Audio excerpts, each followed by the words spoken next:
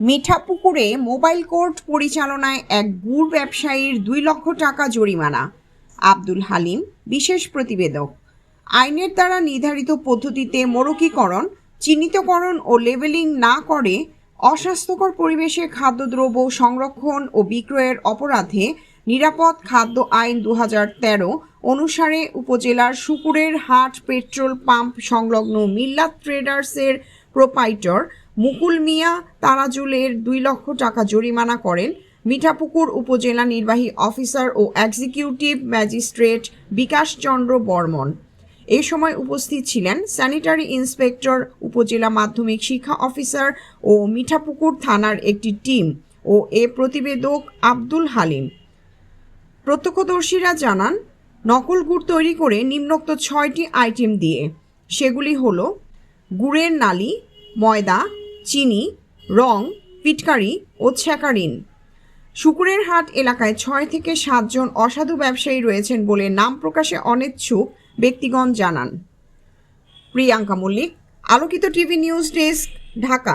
যেমন দেখতে পেলাম এগুলো যে আপনাদের স্বাস্থ্যসম্মত পরিবেশে নাই, এবং এই খাবারটাই কিন্তু আবার গুড় হবে, হওয়ার পর আপনি খাবেন, আমি খাবো, আমরা খাবো, আমাদের আত্মীয় স্বজন, আমাদের বাচ্চাটা এরাই খাবে, এমনকি আমিও খাবো, আপনিও খাবেন। হ্যাঁ, তাহলে আপনাদের একটু উচিত না যে অন্তত আমার এই যে জিনিসগুলো আছে এটা একটু স্বাস্থ্যসম্মত পরিবেশে সংরক্ষণ করা। আরেকটা হচ্ছে এই যে এগুলো তো মেনলি হচ্ছে ইন্ডিয়া থেকে নিয়ে আসার কথা হলো, এটা হচ্ছে আমাদের যে বিভিন্ন ফুড কোম্পানি আছে, যেগুলো খাদ্য কোম্পানি, যারা খাদ্য তৈরি করে তারা এগুলো নিয়ে এসে প্রসেস করবে, কিন্তু আপনার সেই কাজটা ওদের নাম ভাঙিয়ে বা যেহেতু ওই আইনটাকে আপনি অপব্যবহার করে আপনি নিয়ে আসতেছেন আপনার কোম্পানিতে নেই, সেখানে নিয়ে আসেন অন্য লোকের কাছে বিক্রি করতেছেন, সরাসরি তারা বাজার থেকে।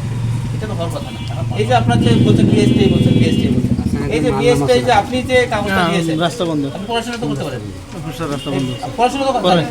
এই যে বিএসটি এই যে বিএসটি যে কাগজটা দিয়েছে, এখানে যে লেখাটা দিয়েছে, এই লেখাটা আপনি যখন এই পণ্যটা নিলেন, একটা তেলের যে কৌটা, তো শরীরের তেল অথবা খাবেন সেই একটা কৌটা, এই কৌটার মধ্যে ঢুকিয়ে দেবেন।